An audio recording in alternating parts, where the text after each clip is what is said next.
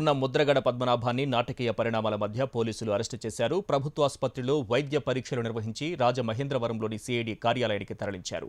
అంతకుముందే ముద్రగడ అనుచరులను అదుపులోకి తీసుకున్న పోలీసులు ఆయన ఇంట్లోకి వెళ్లి ఆయన్ను అదుపులోకి తీసుకున్నారు.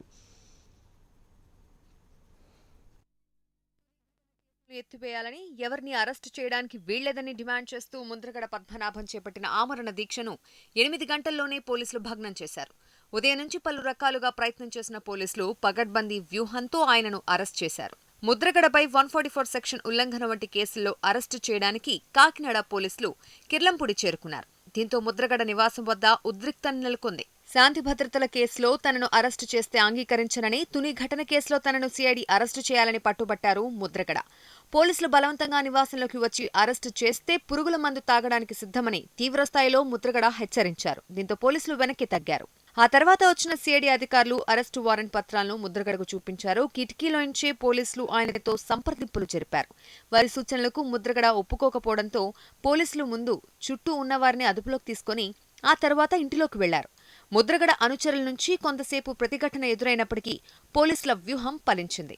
ముద్రగడ ఉదంతంపై కడపలో సీఎం చంద్రబాబు స్పందించారు. విధ్వంసాలు జరుగుతుంటే, పోలీసు వ్యవస్థపై దాడులు జరుగుతుంటే చూస్తూ ఎలా ఊరుకుంటామన్నారు. టీడీపీ హయాంలోనే కాపులకు న్యాయం జరుగుతోందని, అయినా తనను ఆ సామాజిక వర్గానికి వ్యతిరేకంగా చిత్రించే ప్రయత్నం చేస్తున్నారని ఆవేదన వ్యక్తం చేశారు. ఇష్టప్రకారం మాట్లాడడం కాదు. నేను ఏ హామీ ఇచ్చాను? ఆయనకి ఎప్పుడు హామీ ఇచ్చాను? నేను ఏం చెప్పాం? కమిషన్ వేస్తాను, కమిషన్ వేస్తాం, కార్పొరేషన్ వేస్తాను, వేసాం, డబ్బులు పెట్టాం, ఇస్తున్నాం, అన్నీ చేస్తున్నాం. ఎలక్షన్ మేనిఫెస్టో, ఆ రోజు ఎలక్షన్ మేనిఫెస్టో నేను అడిగాడా? లేదంటే నేను ఎలక్షన్లో పోటీ చేయబడి అడిగాడా? లేదంటే రాజశేఖర్ 2004లో ఇదే కాపులకు రిజర్వేషన్ పెట్టాలని పెట్టారు, చేశాడా? చేయకపోతే రాజశేఖర్ దేవుడు అయ్యాడు, నేను చేసిన వాడిని ఈరోజు అవుతున్నానా? నేను అందరికీ విజ్ఞప్తి చేస్తాను, ఇది మంచి పద్ధతి కాదు.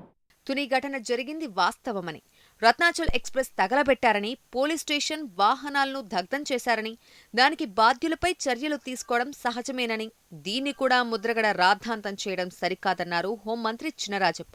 2 అరెస్టులను విడుదల చేయమని చెప్పి 2 విషయాల మీద ఒకటి, చంద్రబాబు ముడిగే కార్పొరేషన్ ఏర్పాటు చేశాడు, కమిషన్ ఏర్పాటు చేశాడు. కార్పొరేషన్ 300 కోట్లు రిలీజ్ చేసేప్పుడు ఇవ్వడం జరిగింది. ఇప్పుడు 1000 కోట్లు ఇచ్చాడు, 1000 కోట్ల మీద పనిచేయడం జరుగుతుంది.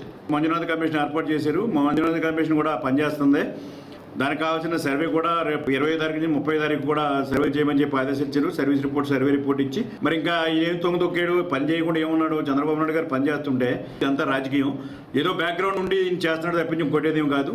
ఆ నిరాదీక్ష సమర్థవంతంగా ప్రభుత్వం ఎదుర్కొంటుంది, ఏం చేయాలో చేస్తుంది ప్రభుత్వం. ముద్రగడ దీక్ష భగ్నం కావడంతో తూర్పుగోదావరి జిల్లాలో ఎలాంటి అవాంఛనీయ సంఘటనలు జరగకుండా జిల్లా పోలీసులు జాగ్రత్తలు తీసుకుంటున్నారు.